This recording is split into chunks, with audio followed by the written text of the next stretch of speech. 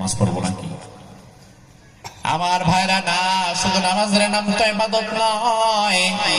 আপনি আল্লাহর হুকুম মেনে আল্লাহর খুশির জন্য যা করবেন সবটাই তো ইবাদত। আপনি আল্লাহর হুকুম মেনে হালাল পন্থায় যখন আপনি চাকরি করবেন তখন চাকরিটাও হবে ইবাদত।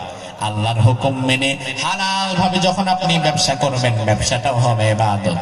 আল্লাহর হুকুম মেনে যখন আপনি স্ত্রী সন্তানের সাথে সময় কাটাবেন তখন সেটাও হবে ইবাদত।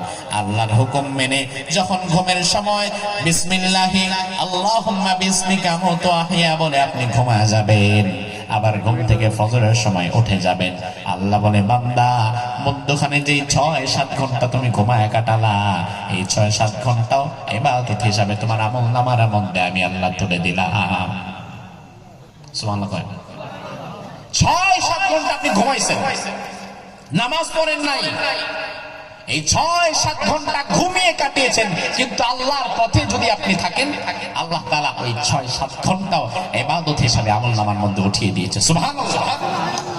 এজন্য